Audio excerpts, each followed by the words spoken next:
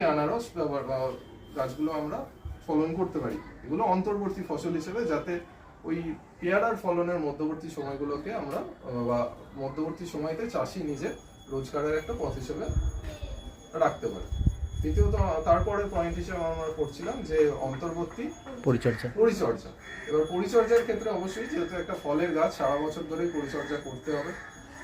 পরিচর্যা করার জন্য স্বাভাবিকভাবেই যখন আসছিল যে প্রাথমিকভাবে আগাছা নাশক হিসেবে বিভিন্ন আমাদের আগাছা নাশকগুলোকে ব্যবহার করতে হবে। গ্লাইফোসেট, যেটা প্রধানত নন সিলেক্টিভ আগাছা নাশক, অর্থাৎ ওই গাছের নন সিলেক্টিভ বলতে বোঝা যাচ্ছে যে ওই অঞ্চলে যাবতীয় যত ধরনের আগাছা থাকবে সবকটা আগাছাই নন সিলেক্টিভ কীটনাশক দ্বারা মারা যাবে। এর পরবর্তী পরিচর্যার ক্ষেত্রে আমরা দেখছিলাম যে ট্রেনিং করতে হবে গাছগুলোকে, অর্থাৎ গাছগুলোকে এমনভাবে ছাঁটাই করতে হবে, কাটিং করতে হবে, যাতে গাছগুলো একটা ঝোপাকৃতির রূপ নেয়। সেই ঝোপাকৃতির মাধ্যমে ওদের মানে পার্শ্বীয় অঙ্গজ ভেজিটেটিভ স্টেটটা বাড়বে, অর্থাৎ তার মধ্যে ডালপালা এবং কুড়ি আসার সম্ভাবনা বাড়বে, ফলে ফলন আরও বেশি হবে। এরপরে আরেকটা যেটা দেখলাম যে যেটাকে বলা হচ্ছে ওপেন সেন্টার সিস্টেমেটিক ট্রেনিং। এটা একটা বিশেষ জায়গা যেটা পেয়ারা গাছের ক্ষেত্রেই আমরা প্রধানত দেখতে পাই। সেক্ষেত্রে কি করা হচ্ছে যে প্রত্যেকটা ডালের ডগার দিকের 4-5 ইঞ্চি রেখে দিয়ে বাকি পাতাগুলোকে ছেটে ফেলা হচ্ছে। এবার যে ন্যাড়া ডালটা থাকে সেই ডালটাকে দড়ি দিয়ে মাটির সাথে টেনে বেঁধে রাখা হয়, এবং এই বেঁধে রাখার ফলে ওই যে ফাটল বা হালকা চির সৃষ্টি হয় গাছের ডালের মধ্যে, সেখান থেকে নতুন আবার পাতা বা কুড়ি বা এই ধরনের অঙ্গজ ভেজিটেটিভ গ্রোথটা দেখা যায় সেই জায়গাতে। এবং যেই ভেজিটেটিভ গ্রোথটা আসতে শুরু করে তখনই আমাদের দড়িগুলো আবার খুলে দেওয়া হয় এবং গাছগুলোকে আবার পুরোনো জায়গায় ফিরে আনা হয়। ফলে দেখা যাচ্ছে যে গাছের মধ্যে খুব কম সময়ে অতিরিক্ত পরিমাণে পাতা, ফুল, কুড়ি এগুলো আসতে থাকে এবং পরবর্তীকালে ফলনটা অনেক বেশি হয়। তো এই বিশেষ সিস্টেমটাকে বলা ছিল open centre system of training. এই গেল আমাদের পরিচর্যার ব্যাপারটা। পরবর্তীতে আসছে আমাদের রোগ, ফুল আসা এবং ফল ধরা। ফুল আসা এবং ফল ধরার ক্ষেত্রে এটা আগেও একবার বললাম যে মূলত দুবার আমাদের ফল আসছে পশ্চিমবঙ্গের যা আবহাওয়া বা জলবায়ু অনুযায়ী। একটা হচ্ছে বর্ষাকালীন ফসল আর একটা হচ্ছে শীতকালীন ফসল। এবারে বর্ষাকালীন ফসলের ক্ষেত্রে ফুল আসার সময়টুকু নেই আমাদের মাথায় রাখতে হবে যাতে শুষ্ক থাকে ওয়েদার, আর্দ্রতা কম থাকে। এবার বর্ষাকালে যে ফলটা আসছে সেটার মধ্যে গুণগত মান সামান্য কম থাকে, তার মধ্যে জলীয় ভাব বেশি থাকে অর্থাৎ পানসে থাকে। এবং শীতকালের যে ফলটা আসে সেটার মধ্যে মিষ্টত্ব সামান্য বেশি থাকে এবং ফলের আকৃতিক গুণটাও ভালো থাকে।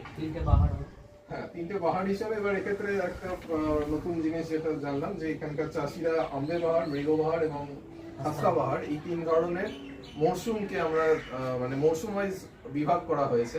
যেমন ধানের ক্ষেত্রে আমরা রবি, খারিফ এই ধরনের মরশুমগুলো করি, তেমনি আম্বে বাহার গ্রীষ্মকালীন পেয়ারাগুলোকে বলা হচ্ছে আম্বে বাহার, বর্ষাকালীন ফলগুলোকে বলা হচ্ছে মৃগবাহার এবং শীতকালীন ফলগুলোকে বলা হচ্ছে হাস্তা বাহার। এই ধরনের বিভিন্ন জায়গা হ্যাঁ এই ইউজ করা হয়। এবং এই পরিচর্যার ক্ষেত্রে জিবারেলিন হরমোন প্রয়োগ করা হয় 15 থেকে 30 ppm, সেটা মূলত জানুয়ারি মাসে করা হচ্ছে। এই গেল পরিচর্যার ব্যাপারটা এবং ফুল ও ফল আসার জায়গাটা। আচ্ছা, এরপর হচ্ছে রোগ পোকা, মানে সর্বশেষ একটা অংশ যেটা হচ্ছে রোগ পোকা। রোগ পোকার ক্ষেত্রে পেয়ারা গাছে মূলত মিলিবাগ এবং ফ্রুট ফ্লাই এর অত্যাধিক দেখা যায়। এই দুটো রোগকে নিকেশ করার জন্য ম্যালাথিয়ন কীটনাশক ব্যবহার করা হয় এবং অ্যানথ্রাক্স নামক রোগ দেখা যায়, যে রোগের জন্য গাছের মধ্যে ওই ডগাগুলো কালো হয়ে যাওয়া এবং বিভিন্ন ধরনের এই রোগগুলো দেখা যায়, যার জন্য কিছু আমাদের সিস্টেম মানে কপার অক্সিক্লোরাইড জাতীয় কীটনাশক 3 গ্রাম পার লিটার এই ধরনের রেশিও নিয়ে ইউজ করা হয়। তো এই মোটামুটি এই ধরনের ফলন এই ধরনের কীটনাশক ব্যবহার করলে গাছটা পুরোপুরি কীটনাশক থেকে বা পোকামাকড়ের হাত থেকে রক্ষা পাবে। সর্বশেষ পয়েন্ট হচ্ছে আমাদের ফলন বা ফল তোলা বা ফল সংগ্রহ, যেখানে জানতে পারছি আমরা যে প্রায় পশ্চিমবঙ্গে প্রায় 4.5 টন মতো পেয়ারা, একর প্রতি 4.5 টন পেয়ারা ফলন হয়, যেটা একটা হিউজ পরিমাণ। এবং মূলত এখানে ওই চিপটি L49 এবং এলাহাবাদ সফেদা আর চিত্তাল আর এই ধরনের এই 3টে ফলই বেশি পরিমাণে ফলন। তো আজকে আমাদের মূল যে চাষ এবং মূল এগ্রিকালচার পড়ার যে মেন জায়গাগুলো এটাই ছিল।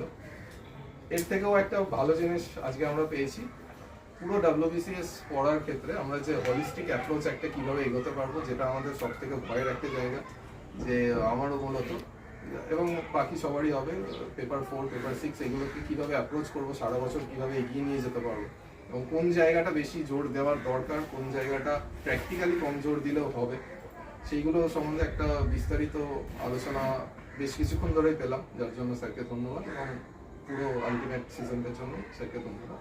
Thank you sir.